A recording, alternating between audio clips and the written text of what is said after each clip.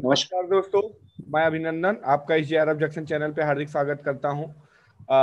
एक नई सीरीज आप लोगों के लिए लेके आया हूं। इसमें हम लोग हर सब्जेक्ट से इंडिविजुअल एक्सपर्ट को बुलाएंगे और उनसे ये जानने की कोशिश करेंगे कि उस पर्टिकुलर सब्जेक्ट में एक रिसर्च प्रपोजल कैसे बनाया जाए, ताकि जो बहुत सारे बच्चे जो पीजी करने के बाद रिसर्च के लिए सोचते हैं, तो उनका सबसे बड़ी समस्या होती है कि वो कैसे रिसर्च का टॉपिक चुने, कैसे सारी चीजें करें। इसी के लिए आज हमारे बीच बात करने के लिए हैं अरविंद सर। सर, आपका इस चैनल पे बहुत बहुत स्वागत है। धन्यवाद अभिनंदन। आज बहुत हम बहुत शुभकामनाएं तुमको एक नई सीरीज शुरू करने के लिए। Thank you sir, thank you. नमस्कार, मैं अरविंद उपाध्याय नाम है मेरा। हिंदी विषय में सीनियर रिसर्च स्कॉलर हूँ वर्तमान समय में। जी। अभिनंदन का आग्रह था कि शोध प्रस्ताव पर कुछ बातचीत की जाए, तो जितनी मेरी जानकारी है वो आपसे साझा करने का प्रयास करूंगा। हिंदी हो या कोई भी विषय हो, परास्नातक के बाद लोगों के मन में ये बात आती है, परास्नातक के दिनों से ही आ जाती है कि या तो पीएचडी करनी है या कुछ और करना है। ज्यादातर बच्चे यही सोचते हैं कि उच्च शिक्षा में अध्ययन अध्यापन के लिए आगे बढ़ेंगे, उसके लिए अब डॉक्टरेट की डिग्री जरूरी है, जैसा कि नई शिक्षा नीति में भी आ गई है। अनिवार्य कर दिया गया, बिल्कुल। तो ये विषय तो होता है, लेकिन अब इसमें प्रवेश कैसे किया जाए, क्या प्रक्रिया है, इस जानकारी का भयंकर अभाव लोगों में हो जाता है। कम्युनिकेशन के कारण ऐसा होता है। तो सबसे बड़ी समस्या होती है कि कौन सा टॉपिक लें। हर प्रोफेसर के आसपास बच्चे जाते हैं, सर कौन सा टॉपिक लें तो अच्छा रहेगा। प्रोफेसर मन किया तो बताया, नहीं तो मन किया नहीं बताया। इसका हल है कि राहत का एक शेर है, राहत इंदौरी साहब का, कि न किसी हम सफल न हम नसीब से निकलेगा, हमारे पाँव का कांटा हम हम ही ही से से निकलेगा। निकलेगा, बिल्कुल। सर, तो आप हम ये व्यूअर सीखें। को बता देना चाहता हूँ, सर एक बहुत अच्छे शायर भी हैं। सर लिखते रहते हैं।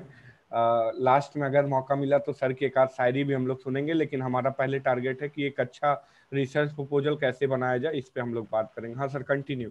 तो हम ये खुद सीख लें कि कैसे रिसर्च प्रपोजल बनाएं, कैसे तो विषय का चयन करें। जब जिस दिन ये सीख लेंगे, उस दिन कोई भी विषय अपने विवेक से तय कर लेंगे और उस पर काम करेंगे, अच्छा काम करेंगे। शोध शीर्षक के चयन में सबसे जरूरी ये होता है प्रारंभिक दौर पे कि आपको ये मालूम होना चाहिए कि किस काम में हमारा मन लगता है। जैसे हिंदी में कई विधाएं हैं, हिंदी साहित्य का व्यापक क्षितिज है। उसमें कहानी, उपन्यास, नाटक, एकांकी, कविता, अकविता, कहानी, बहुत सारी क्षेत्र हैं उसके। अब आपको ये तय करना है कि हमारा मन कहाँ लगता है। जैसे आपने ये तय कर लिया कि मुझे पोएट्री पसंद है, मुझे उपन्यास पसंद है। अब उपन्यास या कविता में कभी कभी ये होता है कि बहुत लंबा कालखंड ले लिया कि छायावाद पे पीएचडी करेंगे। ऐसा नहीं होता है। लंबे काल पे पीएचडी नहीं हो सकती, बहुत कठिन पीएचडी होती है, बहुत सारे लोग भर जाते हैं, बहुत सारे फैक्ट हो जाते हैं उसमें। ऐसा नहीं किया जाता। एक मूल विषय उठाइए, आप ये तय करिए कि क्या पसंद है। कविता पसंद है तो कविता में कौन पसंद है। जैसे तुमने कविता का नाम लिया तो कबीर, सूर, निराला, तुलसी, जयसी, केदारनाथ अग्रवाल, नागार्जुन, बहुत सारे नाम जेहन बिल्कुल। में आएंगे। तो किस टाइप वाले आपको पसंद है, इस धारा के हैं या उस धारा के हैं। जैसे कोई राष्ट्रवादी चेतना का आदमी अगर रामधारी सिंह दिनकर पे काम कर रहा है, तो एक तो अपने मन की करेगा, दूसरे रामधारी सिंह दिनकर को पढ़ेगा, तो अच्छा काम कर जाएगा। इसके लिए जरूरी है कि अपने मन का विषय चुने। उसके बाद जो सबसे बड़ी दिक्कत है कि हिंदी की पीएचडीओ में, जैसे गन्ने की जूस निकालने वाली दुकान पे गन्ना वाला एक बार गन्ना डालता है मशीन में, फिर उसके बाद गन्ने का जूस निकल गया तो उसमें नींबू लगाया, फिर नींबू का जूस निकल गया तो उसमें पुदीना लगाया। ये काम गलत काम है शोध के क्षेत्र में। जी। रिसर्च का काम आपके साथ जीवन भर रहेगा, आपकी पीएचडी आपके साथ जीवन भर रहेगी। एक नई दृष्टि लेके आइए। जैसे हिंदी में एक आदत बन गई है सांस्कृतिक चेतना, सामाजिक चेतना, दलित विमर्श, स्त्री विमर्श, इस दायरे से बाहर निकलिए। मूल विषय आपके होंगे। जैसे आपने निराला को लिया, निराला आपके मूल कवि हो सकते हैं शोध शीर्षक के, शोध विषय के, लेकिन दृष्टि आपकी नई होनी चाहिए।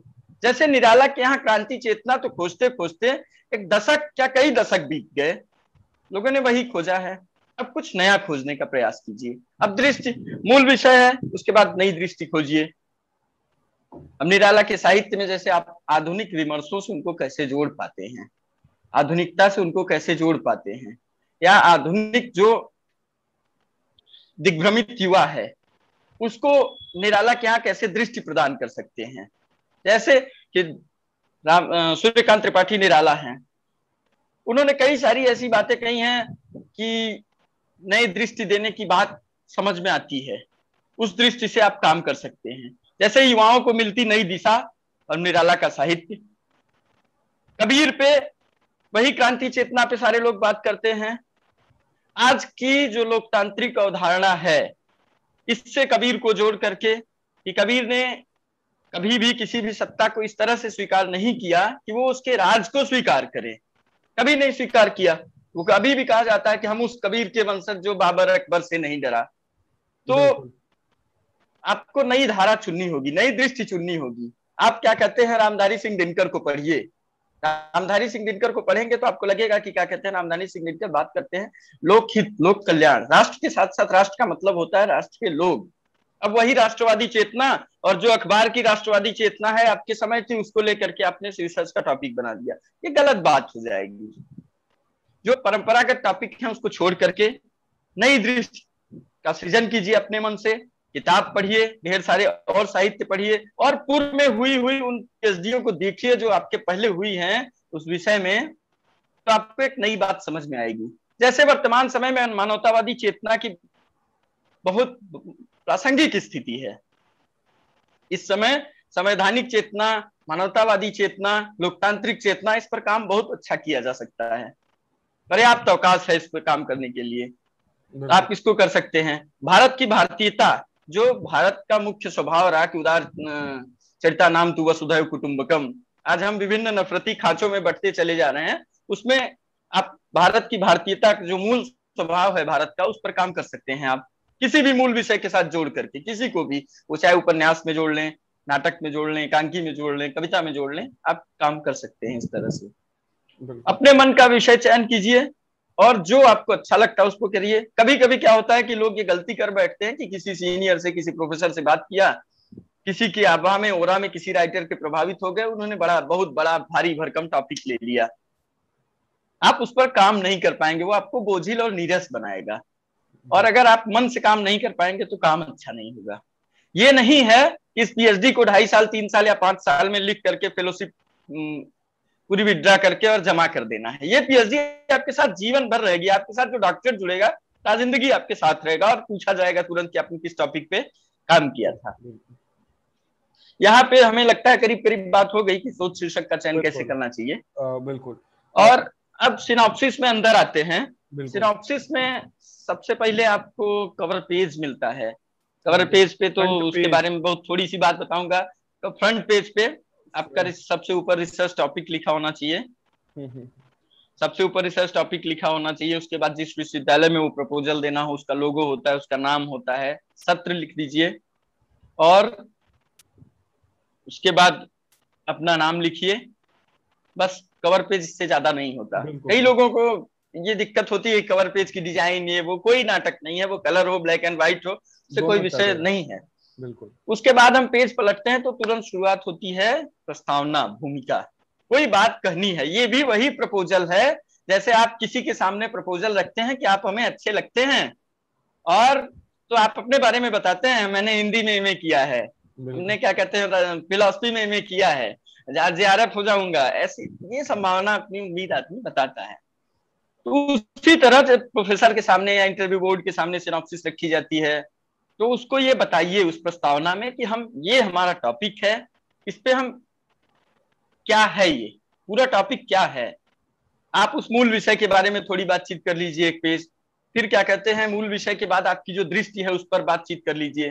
फिर आपके मूल विषय और दृष्टि के आसपास उसके चतुर्दिक जो भी चीजें हैं, जैसे आपने मान लीजिए किसी कालखंड के कवि का नाम लिया मूल विषय के रूप में, उनका नाम जुड़ा है आपके शोध शीर्षक में, तो आप उनके आसपास की जो प्रवृत्तियां हैं, जो राजनैतिक स्थिति रही है, जो सामाजिक स्थिति रही है, उसको पूरी तरह से दर्शाइए। उसके बाद साहित्य पे उसका प्रभाव, साहित्य में उनका प्रभाव, जैसे कोई भी कवि या लेखक होगा या कोई विषय होगा, उसका आसपास प्रभाव पड़ता है, उसको आप स्पष्ट करिए। यहाँ प्रस्तावना खत्म हो जाती है। अमूमन मैं मानता हूं कि हिंदी की सिनॉप्सिस में 4-5 पेज प्रस्तावना आप लिख सकते हैं, अच्छी प्रस्तावना लिखेंगे। और प्रस्तावना सिर्फ थोथी नहीं होनी चाहिए कि अपनी अपनी बात लिख दिया जो जानते थे। जैसे मैं एक बात आपको साझा कर रहा हूं, अभिनंदन। बिल्कुल कि बिल्कुल। मेरे एक मित्र ने अपनी सिनॉप्सिस भेजी मेरे पास, तो उनकी मानवीय संवेदनाओं पे पीएचडी थी। तो उस भूमिका में उनके हर तीसरी लाइन के बाद एक बार आ जाता था, मानवीय संवेदना का में ये होता है, मानवीय संवेदना में ये होता है। वही ये हम भाषा लोग नहीं होती। जी। हाँ, बार बार आप मानवीय संवेदना पे काम कर रहे हैं तो इसका मतलब नहीं है कि मानवीय संवेदना शब्द बार बार लिखने से उसमें बात पूरी ऑथेंटिसिटी नहीं होगी। आ जाएगी, बिल्कुल। उसमें हाँ ऑथेंटिसिटी नहीं आएगी। आपको क्या कहते हैं, तथ्य लिखना है। अपनी बात लिखिए तो उसको कहीं से किसी किताब से प्रूफ करते जाइए कि इन्होंने ये भी बात कही है, ये हमसे बड़े थे, इन्होंने ये बात कही है। ऐसे करके आपने भूमिका पूरी की। फिर शोध विषय का चयन एक शीर्षक होता है कि क्यों हमने शोध विषय का चयन किया। ये जैसे आज के दौर में अगर आप 3G पे पीएचडी करने के लिए प्रपोजल दीजिए साइंस की पीएचडी में, तो इंटरव्यू बोर्ड कहेगा काम है 5G के टावर लग रहे हैं और अब ये क्या दे रहे हो। तो हो सकता है आपकी कोई नई दृष्टि हो सकता है बिल्कुल कुछ विजन आपने सोचा हो, तो आप उस बात को प्रूफ करेंगे, आप अपने आप को डिफेंड करेंगे वहां पे शोध शीर्षक के चयन में कि ये स्थिति है, इसमें मैं ऐसा खोज सकता हूँ, मैं इतना काम कर सकता हूँ। आप बिल्कुल शोध शीर्षक उसके बाद बिल्कुल। सोशल साइंस और साइंस के जो मतलब आप प्रपोजल बनाते हो उसमें एक बड़ा अंतर भी होता है, क्योंकि साइंस तो फैक्टों पे काम करती है, लेकिन अगर आपका जब सोशल साइंस सब्जेक्ट है तो वहाँ पे ऐसा तो कुछ है नहीं। जैसे आप हिंदी साहित्य का कर रहे हैं या मतलब पर्टिकुलर सोशल साइंस का कर रहे हैं, तो उसमें आपके पास केवल कुछ थ्योरी है, उसी के बेसिस पे आपको काम करना है। मजेदार बात तुमने करी है, मन अच्छा हो गया तुम्हारा सवाल सुन के। तुमने कहा साइंस की पीएचडी में ये सारी चीजें होती है कि एक नई दृष्टि नए विजन के जन्म लेने का चांस होता है, और इसमें कुछ थियरियां हैं, उसी के आधार पे आपको पीएचडी लिख के जमा कर देनी है। दोस्त, इसी मुगालते से बाहर आना होगा सोशल साइंस को भी। बिल्कुल ये दुर्भाग्य है कि हमारी बहुत सारी पीएचडियां हर बैच में सैकड़ों लोग, हजारों लोग पीएचडी करते हैं और वो लाइब्रेरी तक सीमित रह जाती हैं। ये परिपाटी बदलनी होगी। हमारी भी पीएचडी, सोशल साइंस की भी पीएचडी ऐसी हो जिसमें थ्योरी तो पुरानी हमने लिया, लेकिन एक नया विजन दे के जाए जो चर्चित हो, एक बिल्कुल नई बात कह के जाए। जैसे एक नई गजलों के कुछ शेर आ जाते हैं तो सोशल मीडिया पे खूब वायरल होते हैं। उसका कारण क्या होता है कि वो प्रासंगिक होता है। उसी तरह अगर हम एक प्रासंगिक दृष्टि से अपनी पीएचडी पूरी करेंगे तो उसका उदाहरण लोग लेंगे, उसका नाम लेंगे, लेने को मजबूर हो जाएंगे। बिल्कुल। ये काम करना पड़ेगा। देखिए, सोशल साइंस के रिसर्च स्कॉलर्स को इस बात का ध्यान देना चाहिए। उसके बाद शोध की संभावना, सीमा और महत्व शीर्षक आता है।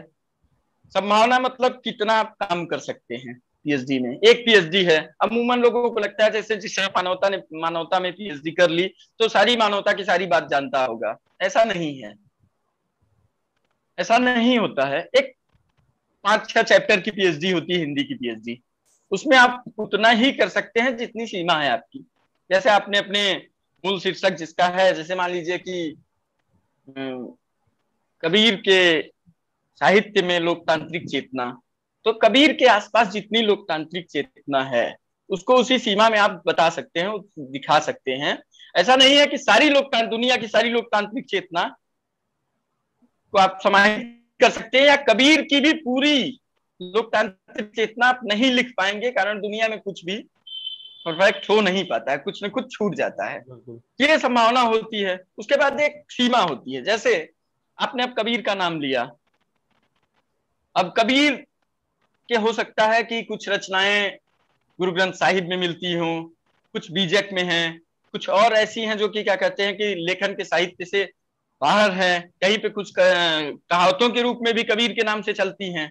तो ऐसा तो रहे नहीं कि आप सब कुछ समाहित कर लेंगे, और ऐसा करेंगे तो आपको काम करने में बहुत कठिनाई आ जाएगी कि आप लेके पीएचडी का झोला घूम रहे हैं, कहाँ कहाँ है, कबीर ने कुछ लिखा है तो किस लाइब्रेरी में यहाँ भी कुछ रखा मिलेगा क्या। ऐसा नहीं है, ऐसा नहीं हो सकता। तो सीमा में आप मेंशन कर देते हैं कि फलाना फलाना फलाना किताब तक, या फलाना फलाना फलाना समय तक, इस समय से इस समय तक।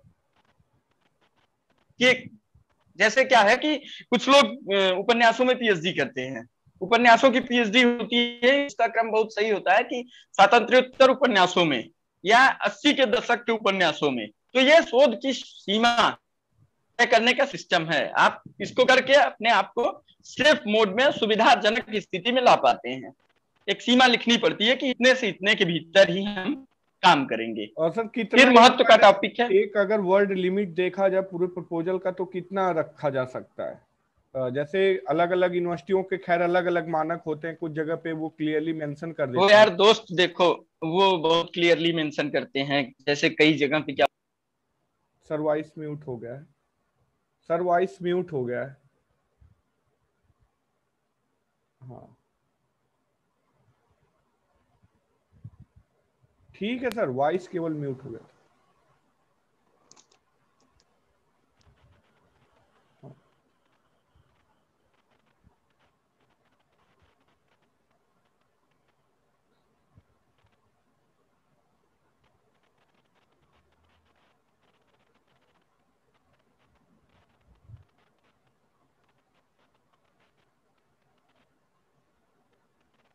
हाँ ठीक है सर।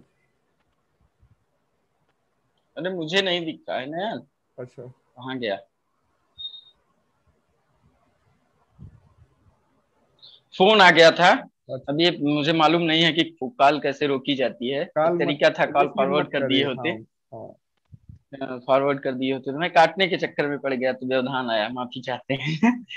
तो विश्वविद्यालय क्या करते हैं कि उनके पास एक सीमित टीम होती है प्रोफेसर्स की, वो सिनॉप्सिस जांचने के लिए, या उनकी सीमित प्रक्रिया होती है। तो ऐसे में वो कर देते हैं कि क्या कहते हैं, आपको लिमिट दे देंगे कि इतने शब्दों के अंदर ही आपको सिनॉप्सिस लिखनी है। सिनॉप्सिस का महत्व इस बात से नहीं बढ़ता कि आप 3000 शब्दों में लिख रहे हैं, 350 शब्दों में लिख रहे हैं, 750 शब्दों में लिख रहे हैं। सिनॉप्सिस ही नहीं, इवन पीएचडी का भी इस बात से महत्व नहीं बढ़ता कि आपने 500 पेज की रामचंद्र तिवारी के गद्य साहित्य के इतिहास जैसी पीएचडी लिख दी है, इससे नहीं बढ़ता। आप जो महत्वपूर्ण बिंदु है उन पर काम कीजिए। अमूमन मैं मानता हूं कि 12, 13, 14 पेज की जो सिनॉप्सिस होती है फोर पेपर पे पर्याप्त होती है, उससे ज्यादा जरूरत नहीं है। सामान्यतया अगर लिमिट है विश्वविद्यालय की सामने वाले, तो आप उसी में भेजिए। शीर्षकों में कहीं मैनेजमेंट होना चाहिए पूरा। जैसे एमए के पेपर देते थे, आपने 5 सवाल करने हैं तो 5 करेंगे, तो जो शीर्षक है उस पर आप आइए। फिर एक विषय आता है अगला उसमें कि प्रस्तुत विषय से संबंधित अद्यतन शोध कार्य। आप कबीर की लोकतांत्रिक चेतना पे पीएचडी करने चले आए, आप निराला की क्रांति चेतना पे पीएचडी करने चले आए, आप हरिशंकर परसाई के व्यंग्य साहित्य पे पीएचडी करने चले आए, आप कुमार विश्वास की कविताओं में गायन पर पीएचडी करने चले आए। अभी तो सुने कि निशंक जी की भी कविताओं पर पीएचडी हो रही थी, देखो रिकॉर्ड हो रहा है। बढ़िया है। तो ये आपको बताना पड़ेगा कि कबीर पे पहले भी लोगों ने पीएचडी की है। ये बात नैतिक शोध की नैतिकता की प्रारंभिक बिंदुओं में से एक बिंदु है कि देखो रिसर्च राजनीति तो है नहीं कि एकदम नैतिकता विहीन हो जाएगी, तो रिसर्च में नैतिकता होती है, आपको बताना पड़ेगा। आप कबीर का नाम लेंगे, प्रोफेसर तुरंत कहेगा कबीर पे तो हजारों पीएचडी हो चुकी है, तुम्हारी वाली का है। तो उसमें बताना पड़ता है, पहले आप नाम लिखेंगे कि मैं जो जिस टॉपिक पे काम करना चाहता हूं इस पर काम नहीं हुआ है, और निम्न कार्य मुझे फलाना वेबसाइट से, फलानी किताबों से, फलानी लाइब्रेरी की लिस्ट से मुझे जारी मालूम हुआ है कि ये काम हुए हैं। जैसे गुजरात विश्वविद्यालय में मलिक तजवीर द्वारा कबीर के साहित्य में मानवतावादी चेतना विषय पे। उसके बाद नीचे आया, आपने लिखा क्या कहते हैं, पंजाब केंद्रीय विश्वविद्यालय में दीपक पांडे द्वारा फलाना विषय पे, कबीर से आसपास के विषय पे। ऐसे सूची एक शोध गंगा पे या कहीं लाइब्रेरी से आपको मिली है, उसको मेंशन कर दीजिए, उसको list wise mention 1, 2, 3, 4, 5 number mention कर दीजिए। उसके बाद नीचे आप लिखिए क्या कहते हैं कि लेकिन इन विषयों पर पीएचडी हो चुकी है, शोध कार्य हो चुका है, लेकिन जो मेरा विषय है उस विषय पर कोई शोध कार्य अभी तक नहीं हुआ है, ये पूरी तरह से नवीन एवं आधुनिक विषय है, इस पे मैं काम करना चाहता हूं। अगला नंबर आता है शोध कार्य की प्रविधि। क्या स्टाइल है, रिसर्च की स्टाइल क्या है? साइंस से लेके आर्ट तक, सोशल साइंस तक बहुत सारी प्रविधियां प्रचलित हैं, जैसे समाजशास्त्रीय अध्ययन, आलोचनात्मक अध्ययन, वर्णनात्मक अध्ययन, तथ्यात्मक अध्ययन, सर्वे होते हैं, इंटरव्यू होते हैं। विधि को आपको दर्शाना पड़ेगा कि हमसे कैसे काम करेंगे। साहित्य की पीएचडी में, जहां तक हिंदी की पीएचडी का मामला है, वर्णनात्मक प्रविधि, समाजशास्त्रीय अध्ययन, तथ्यात्मक अध्ययन, आलोचनात्मक अध्ययन, ये सारी प्रविधियां प्रचलित है प्रमुख रूप से। कुछ चीजें और जोड़ी जा सकती हैं, जैसे कहीं आप सर्वे कर सकते हैं कि कहाँ के लोग किस तरह के साहित्य पढ़ते हैं, या कहाँ के लोगों को इस तरह के साहित्य में रुचियां ज्यादा हैं, इस बात को आप पीएचडी में मेंशन कर सकते हैं। कुछ अपने विषय से जुड़े हुए लोगों को जो विषय पे पहले काम किए हैं, साहित्य के दिग्गज हैं, पुरोधा है, बड़ा नाम है जिनका, या आपके शोध विषय के आसपास बड़ा नाम है, जैसे आपने इकोनॉमिक्स में पीएचडी आप लिख रहे हैं तो इस रिजर्व बैंक के किसी गवर्नर का, अगर आप इतिहास में पीएचडी कर रहे हैं तो किसी बड़े इतिहासकार, हिंदी कर रहे हैं तो किसी बड़े साहित्यकार का, या जैसे कबीर पे, हजारी शब्दियदी पे पीएचडी लिख रहे हैं आप, तो उनसे जुड़े किसी बड़े विद्वान का आप साक्षात्कार उस पीएचडी में मेंशन कर सकते हैं। इससे पीएचडी की गरिमा बढ़ती है, इसके महत्वपूर्ण पीएचडी होती है। थोड़ा सा इलाहाबादी भाषा में कहोगे तो भौकाल बढ़ता है। तो ये जरूरी है इसलिए कि पीएचडी नीरस न हो जाए। उसके बाद जो सबसे महत्वपूर्ण है, जिस पे बात होती है, जो सबसे जरूरी भी है, जो 5 वर्ष तक अमूमन या शोध में कार्य की सीमा तक आपके साथ चलता है, वो है कि अध्याय विभाजन। जी। यही अध्याय विभाजन है जिसके आधार पे आप पीएचडी लिखेंगे। मैं अपनी बात कर रहा हूं, जब मैं सिनॉप्सिस बनाता था, पहली बार सिनॉप्सिस बनाना शुरू किया, तो मुझे नहीं मालूम था कि ये अध्याय विभाजन से ही पीएचडी होती है। वो बनाते बनाते जब 3-4 बार गलतियां किया तो हिंदी विभाग के प्रोफेसर प्रणय कृष्ण श्रीवास्तव सर, उन्होंने कहा यार इस पे क्या काम करोगे तुम? हम कहा सर ये हमको थोड़ा मालूम था कि इसी पे काम होगा। तो ये वही है, आप जो चैप्टराइजेशन करेंगे, जो अध्याय विभाजन करेंगे, उसी अध्याय विभाजन पे आपको पीएचडी लिखनी है। ये प्रपोजल है। हिंदी की पीएचडी में अमूमन 5 से 6 चैप्टर होते हैं। शुरुआती दौर में आप अपने मूल विषय जैसे कबीर के बारे में कुछ बता सकते हैं, कबीर की अवधारणा के बारे में बता सकते हैं, या अपनी दृष्टि, जैसे आपकी क्रांति चेतना, लोकतांत्रिक चेतना, मानवतावादी दृष्टि है, उसके बारे में, उसका विकास, उसका प्रारंभ, उसकी अवधारणा, इन सब विषयों पे चर्चा कर सकते हैं। दूसरे में कबीर और जो आपकी दृष्टि है, मतलब मूल विषय और आपकी दृष्टि है, उस पर बात कर सकते हैं। फिर आपकी दृष्टि, फिर आपकी आने वाले चैप्टरों में आपकी दृष्टि क्या कहते हैं, कहाँ कहाँ उन मूल विषय में मिलती है, या आप कहाँ कहाँ खोज पाते हैं, उन सारी बातों को सब चैप्टर के रूप में धीरे धीरे 1, 2, 3, 4 सब चैप्टर अमूमन बनाते हैं लोग। सुविधा अनुसार आप कुछ भी बना सकते हैं उसको। आप 5वें 6ठे चैप्टर तक ऐसे पहुंच सकते हैं। उसमें 6ठे चैप्टर में अमूमन लोग भाषा पे भी आ जाते हैं कि इनकी भाषा कैसी है, शैली कैसी है, कि अगर कवि है तो अलंकार, छंद, सारी चीजें, व्याकरणात्मक चीजें भी जुड़ जाती हैं अंतिम चैप्टर में। ये है चैप्टराइजेशन का सिस्टम। और अंत में उपसंहार लिखा जाता है। उपसंहार वही है कि आपने क्या पैदा किया, आपने क्या समझा, सबसे महत्वपूर्ण। कभी कभी जब पीएचडी रचने जाती है, ऑन कैमरा इस बात को नहीं कहना चाहिए, लेकिन एक बात होती है अभिनंदन की, जैसे पूरे बटुए का चावल नहीं चेक किया जाता।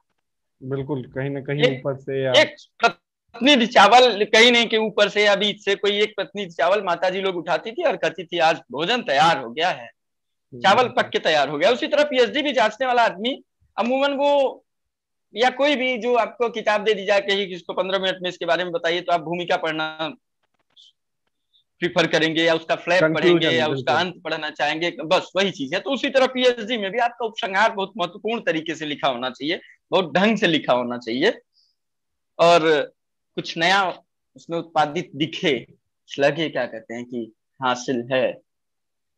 कचरा बढ़ाने से अच्छा है काम मत कीजिए, लेकिन काम करिए तो अच्छा काम अच्छे से करिए। बिल्कुल। अंतिम स्थिति ये आती है, उसमें अंतिम शीर्षक है कि संदर्भगण सूची। अब आपने सिनॉप्सिस तैयार की, शोध प्रपोजल तैयार किया, तो ऐसा तो है नहीं सारी बातें आपके दिमाग में उतरती चली जाएंगी। उसके लिए आप बहुत सारी वेबसाइट विजिट करेंगे, बहुत सारी किताबें पढ़ेंगे।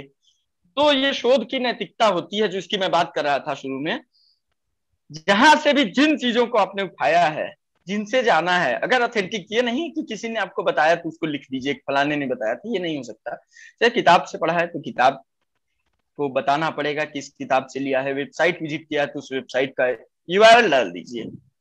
किताब से लिखने का तरीका ये होता है, ये जैसे सबसे पहले आपने मान लीजिए एक कबीर किताब है हजारी शब्दियदी की, आपने हिंदी वाले लोग जानते होंगे, आपने कबीर से उद्धरण लिया है भूमिका में लिखने के लिए। वहां नीचे नंबर लिखा होता है, सारे उदाहरणों में नंबरिंग की जाती है, 1 2 3 4 5 6 7 8 9 10 जितना भी हो आपके। तो आपने एक लिखा संदर्भ ग्रंथ सूची में, और लिखा हजारी प्रसाद द्विवेदी की किताब है, वो लिखा जाएगा द्विवेदी हजारी प्रसाद, उसके बाद किताब का नाम, राइटर का नाम ऐसे लिखा जाता है, ये सर सरनेम जो पहले। बता रहे हैं कि ये फॉर्मेट होता है, जैसे एपीए फॉर्मेट होता है, अमेरिकन होता है, तो इसमें अलग अलग एमएलए फॉर्मेट होता है, मॉडर्न लैंग्वेज एसोसिएशन, और तो उस फॉर्मेट में सर लिखने की बात कर रहे हैं। सर हम लोग का ये भी अंग्रेजी में सर हम लोग का वीडियो थोड़ा सा अंग्रेज लंबा ज्यादा हो जा रहा है, लेकिन हम लोग इसको भी शॉर्टली में सर थोड़ा कवर करेंगे, कि आधे घंटे का लग। बस बस बस बस खत्म। बिल्कुल अंतिम शीर्षक पे है, बिल्कुल तुमने ज्यादा टाइम लिया बिना बिल्कुल। पेमेंट के। तो द्विवेदी नहीं सर, बड़ा हो हजारी जाता प्रसाद, वीडियो फिर तो किताब का नाम। व्यूअर देखते भी नहीं है सर उतना। हाँ सही बात है, जी। सही बात है, और वो पढ़ने लिखने वाली चीज तो और आदमी मन से और नहीं देखता बिल्कुल है। बिल्कुल सर। सही बात है।